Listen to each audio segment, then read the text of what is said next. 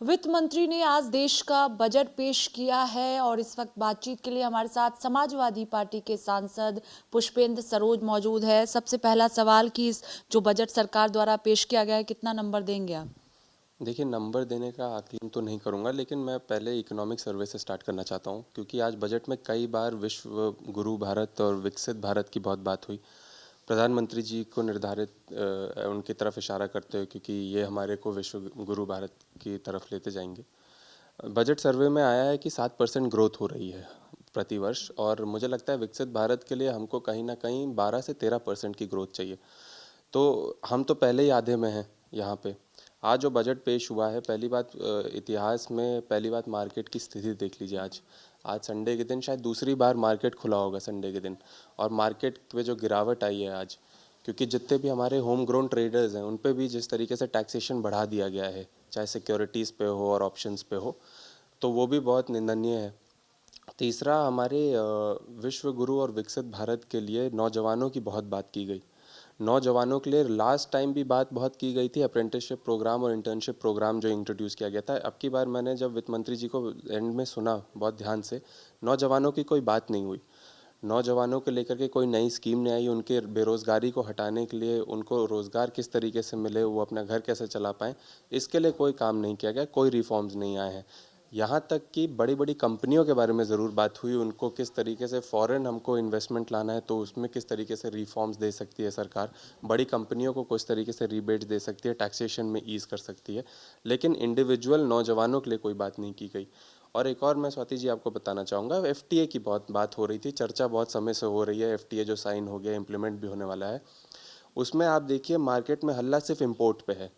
किस तरीके से बाहर के जितने भी चीज़ें हैं जो बाहर मैन्युफैक्चर होंगी, इंडिया में सस्ती हो जाएंगी, लेकिन विकसित भारत के लिए इंडिया के एक्सपोर्ट की ज़्यादा कोई चर्चा नहीं है।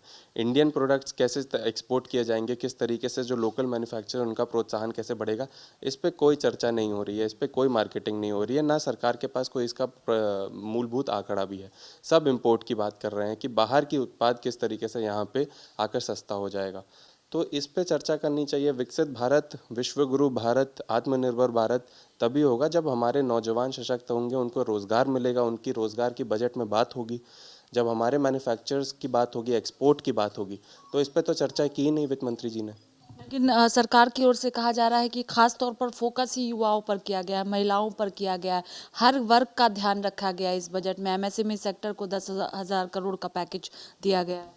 देखिए, पैकेज देने की तो बहुत सारी बात है। अब मैं एक और उदाहरण मैं आपको बता दूं कि इनके जितने स्कीम आते हैं और जितने भी भाषण होते हैं वो तो बहुत अच्छे लगते हैं। अभी 2 3 4 दिन मार्केटिंग ज़रूर होगी, जब आप धरातल में जाकर देखिएगा तो वो 10,000 करोड़ कहाँ गए, इनके पास कोई डेटा नहीं होगा।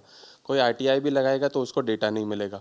और रही बात, एक और मैं बता दूं, ये पहली एक ऐसी सरकार है जो अपनी नाकामी को अपनी उपलब्धि बता देती है। जीएसटी की बहुत चर्चा हो रही थी, जीएसटी 18% से लेकर के कम कर दिया गया 5% या उसके कम। इनकी ही नाकामी थी जीएसटी लाना, इनकी नाकामी थी जीएसटी व्यापारियों पर थोपना, और उसको कम कर दिया गया तो उसको उपलब्धि के तौर पे बता दिया। तो ये सरकार जिस तरीके से हमने पहले इतिहास में कभी नहीं देखा, जो अपनी नाकामी को भी अपनी उपलब्धि बता दे और अपने जो ये वादे करते हैं और एक बड़े बड़े पैकेज देते हैं, उसको बाद में तथ्य के साथ अपने जनता के सामने नहीं रखते। जो आप उत्तर प्रदेश से सांसद हैं, रेलवे कॉरिडोर को लेकर भी घोषणाएं की गई हैं कि किस तरह से दिल्ली की बात करें या अन्य राज्यों से जो कनेक्ट उत्तर प्रदेश का होगा, संतुष्ट हैं? लगता है कि या फिर लगता है कि और भी घोषणाएं उत्तर प्रदेश के लिए करनी चाहिए? देखिए, आज भी अगर बहुत सबसे ज़्यादा मुझे लगता है गुट जो सांसदों का है वो उत्तर प्रदेश से है, भारतीय जनता पार्टी और एनडीए घटक दल का। लेकिन अभी भी उत्तर प्रदेश का इंडिविजुअल पे नाम नहीं लिया जाता। मुझे पूरा विश्वास है कि अगले जब बजट सत्र आएगा और बजट पेश होगा, उत्तर प्रदेश का नाम सबसे ज़्यादा होगा, क्योंकि अगले साल चुनाव है। और मैं यकीन के साथ कह सकता हूँ, एक और जो बात की गई थी, बुद्ध सर्किट की बात की गई आज वित्त मंत्री जी द्वारा, लेकिन हमारे कौशाम्बी जो मेरा संसदीय क्षेत्र है वो भी बौद्ध का बहुत बड़ा एक रिलीजन स्थान है। उसको और उत्तर प्रदेश में कई ऐसे ज़िले हैं जो बुद्ध सर्किट से जोड़े जाने चाहिए थे। बुद्ध सर्किट के लिए बुद्धिस्ट के लिए एक प्रोत्साहन वहाँ पे दिया जाना चाहिए था, ना कि सिर्फ नॉर्थ ईस्ट के लिए। सिर्फ नॉर्थ ईस्ट को इंक्लूड करके और हमारे उत्तर प्रदेश के अन्य ज़िले जो जिनके बहुत इतिहास रहा है, बुद्ध की कर्म भूमि जन्मभूमि सब रही है, उनको नहीं इंक्लूड किया गया, ये भी निंदनीय है। आपको लगता है कि बजट जो है वो उम्मीदों पर खड़ा नहीं उतरा है? देखिए, उत्तर प्रदेश के व्यू पॉइंट से बात करूं और मेरे खुद के ज़िले से व्यू पॉइंट से बात करूं तो कोई ऐसा, और नौजवानों के व्यू पॉइंट से बात करूं तो कोई ऐसा कोई चेंज बजट में था नहीं। अगर कुछ नौजवानों के लिए बात की गई थी वो आखिरी बजट में बात की गई थी। वो एक साल का लेखा जोखा क्या है, फैक्ट क्या है, वो भी सरकार ने आंकड़े सामने नहीं रखे हैं। इसमें तो कोई विशेष रूप से किसी घर को आगे बढ़ाने के लिए, घर में चूल्हा जलवाने के लिए कोई बात की गई नहीं है। वो तो हर बजट में आकर के, अब बड़ी कंपनियों का बजट होता है लेकिन बाहर आकर के गरीबों की बात हो जाती है। तो यही सरकार का काम है, यही सरकार की कार्यशैली रही है और हम इस बजट का विरोध करते हैं और यही मांग करते हैं कि खास करके उत्तर प्रदेश जो सबसे बड़ा राज्य है, आज उसकी ऐसी स्थिति होगी, वहाँ पे विशेष रूप से एक बजट ज़रूर देना चाहिए था। बहुत शुक्रिया बातचीत के लिए। कैमरा पर्सन सचिन के साथ स्वाति पाठक, भारत समाचार, दिल्ली।